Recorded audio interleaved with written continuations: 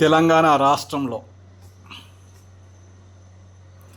ప్రజా సమస్యలు తెలంగాణలో ఏవీ లేనట్లుగా టీఆర్ఎస్ పార్టీలో కవిత రాసిన లెటర్పై పుంకాను పుంకలుగా సోషల్ మీడియాలో అన్ని టీవీ ఛానళ్ళలో డిబేట్ జరగడం చూస్తూ ఉంటే ప్రజా సాధనాలకు ప్రజా సమస్యలపై ఏమాత్రం ఇంట్రెస్ట్ లేకుండా కేవలం పొలిటికల్ స్పెక్యులేషన్ ద్వారానే తమ యొక్క గ్రాఫ్ను పెంచుకోవాలని ప్రజల్లో ఉత్సుకతను నెలకొల్పాలని చేస్తున్న ప్రయత్నంగా కనిపిస్తూ ఉంది. అవును, 100కి 100 పాళ్ళు తెలంగాణ రాష్ట్రంలో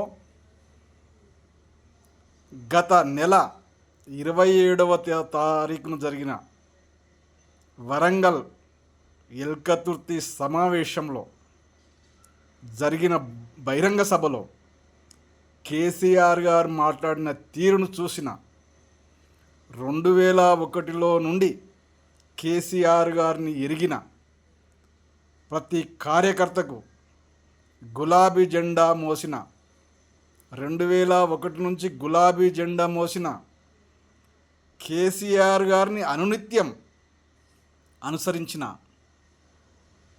మాలాంటి కార్యకర్తలకు ఎవరికి కూడా ఎల్కతుర్తి సభలో కేసీఆర్ గారు మాట్లాడిన తీరు ముందెన్నడూ ఇంతటి చప్పటి ప్రసంగం మేమెరిగి చూడలేదు. నిజంగానే 100కి 100 పాళ్ళు సభ సక్సెస్ అయినప్పటికీ కేసీఆర్ గారి యొక్క ప్రసంగం అనుకున్నంత రీతిలో కాకుండా కేవలం 25% మాత్రమే తన సహజ ధోరణిలో మాట్లాడి నిజానికి తన 25 సంవత్సరాల తెలంగాణ ఉద్యమ చరిత్రలో తన వాగ్దాటిని 75 నుంచి 85% ఎల్కతుర్తి సభలో తగ్గించుకున్నాడన్నది 2001 నుంచి కేసీఆర్ గారితో ఉన్న ప్రతి కార్యకర్త యొక్క అభిప్రాయం. ఆ అభిప్రాయాన్ని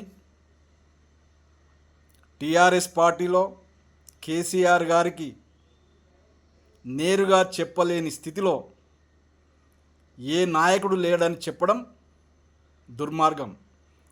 టీఆర్ఎస్ పార్టీలో కానీ కేసీఆర్ సమక్షంలో కానీ తమ అభిప్రాయాలను నేరుగా పంచుకునే వ్యక్తులు నాయకులు చాలామంది ఉన్నారు. ఆ విషయాన్ని కేసీఆర్ గారు అంగీకరించవచ్చు, అంగీకరించకపోవచ్చు, వారి యొక్క అభిప్రాయాలను తృణీకరించవచ్చును.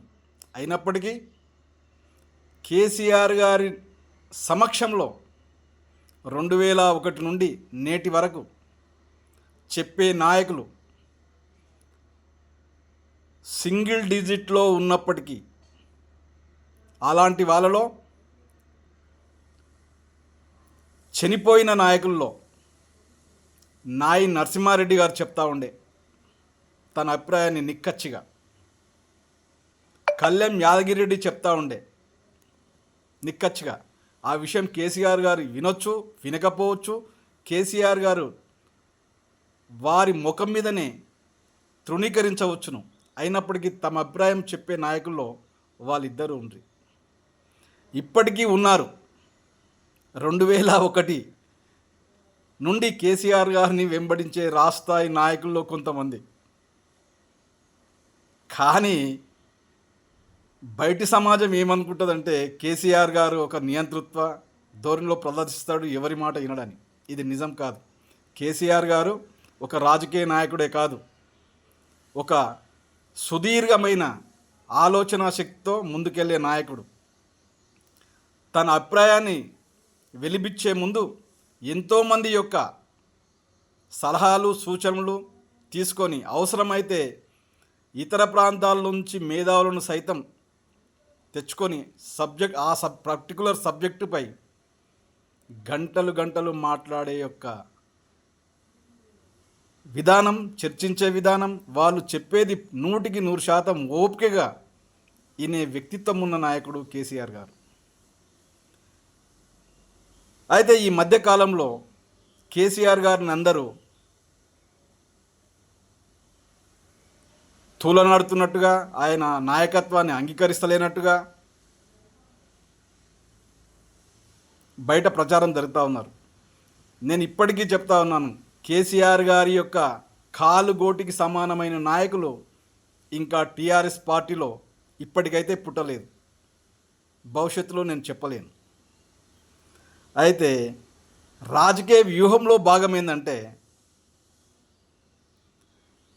తెలంగాణ రాష్ట్ర సమితిలో 2001 నుంచి ఉన్న యాజ్ ఏ కార్యకర్తగా, యాజ్ ఏ స్టేట్ ప్రధాన కార్యదర్శిగా, స్పోక్స్ పర్సన్గా నేను గమనించింది ఏంటంటే, అధికారపక్ష పార్టీ పాత్ర టీఆర్ఎస్ పార్టీ నాయకత్వమే తీసుకుంటుంది. ప్రతిపక్షాలు ఏమైనా ప్రజాక్షేత్రం నుంచి వచ్చే ఆలోచనలు, అభిప్రాయాలు ఏమైనా ఉంటే వాళ్ళకంటే ముందే తమ వారితోనే ఆ అంశాన్ని లేవనెత్తి ప్రతిపక్ష పాత్రకు కూడా వితిన్ ద టీఆర్ఎస్ పార్టీలోనే అభిప్రాయాన్ని పంచుకునే విధానం ఉంటుంది. ఇందుకు సాక్ష్యం గత కేసీఆర్ గారి ప్రభుత్వంలో రెండవ సారి ప్రభుత్వంలో ఉన్న సమయంలో సొంత మనుమడితోటే స్కూళ్ళు బాగలేవు, ఇలా స్కూళ్ళు ఉంటాయా అనిపించడం మీకు అందరికీ తెలుసు. ఇది వ్యూహంలో భాగం. ఈరోజు కవిత గారి లేటర్ కూడా ఒక వ్యూహంలో భాగమే. టీఆర్ఎస్ పార్టీలో ఎవరు అవుననుకున్నా కాదనుకున్నా కేసీఆర్ గారి యొక్క వారసుడు కేటీఆరే, అందులో సందేహం ఎవరికి అక్కర్లేదు. అయితే ఇక్కడ ఒక విషయాన్ని గుర్తుంచుకోవాలా, కేసీఆర్ అంతటి స్థాయిలో ఎదిగిన వ్యక్తి కేటీఆర్ రాష్ట్ర పార్టీ పగ్గాలు ఇస్తే మరి హరీష్ రావు పరిస్థితి ఏందని, హరీష్ రావు ఎన్నటికైనా మరో సిండే అవుతాడని, పార్టీని చీల్చుతాడనే అభిప్రాయం ఏదైతుందో ఇది 100% తప్పు. హరీష్ రావు గారు తను ఈ లోకంలో జీవించి ఉన్నంత కాలం కేసీఆర్ గారి కుటుంబానికి ద్రోహం చేసే ముచ్చటే లేదు. ఇది నిజం. ఇది ముమ్మాటికి 100% నిజం. ఒకవేళ పార్టీలోని కొంతమంది కూడబలుక్కొని భవిష్యత్తులో హరీష్ రావును తమకు తాముగా గెంటి వేస్తే తప్ప కేసీఆర్ గారు నాయకత్వాన్ని వదిలి ఎట్టి పరిస్థితిలో హరీష్ రావు గారు వెళ్ళిపోయి వేరే పార్టీలో చేరుతాడని, వేరే కుంపటి పెడతాడని ఎవరు అనుకున్నది మూర్ఖత్వమే అవుతా ఉంది.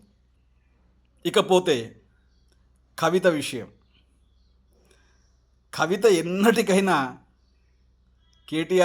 కేటీఆర్కు సపోర్ట్ చేయాల్సిందే, కేటీఆర్తోనే ఉంటుంది. కానీ ఇది కేవలం ఈ 3 ముక్కలాట. హరీష్, కేటీఆర్, కవిత ఈ 3 కలిసి కేసీఆర్ దగ్గర పోయినాక సరెండర్ అవ్వాల్సిందే.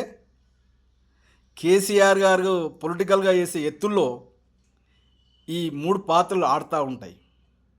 ఎందుకోసం అంటే, నేను టీఆర్ఎస్ పార్టీ నాయకుడిగా కేసీఆర్ గారిని మెచ్చుకోవడం కాదు, భారతదేశ చరిత్రలో ఇప్పటి వరకు ఉన్నటువంటి పొలిటికల్ లీడర్లను ఒకసారి గమనిస్తే నిజం చెప్పాలంటే భారతదేశ రాజకీయ వ్యవస్థలో, నేటి వ్యవస్థలో ఒక నలుగురు ఐదుగురిలో కేసీఆర్ గారు ఒకరుంటారన్నది వాస్తవం. కాబట్టి దయచేసి ఎవరు కూడా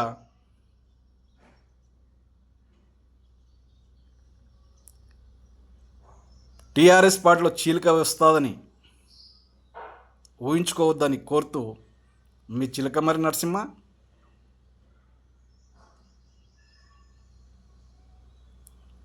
రాష్ట్ర ఎస్సీ ఎస్టీ కమిషన్ మాజీ సభ్యులు, Phule Ambedkar mission national coordinator, all India Bahujan Satta అధ్యక్షులు. 9848471446. Thank you.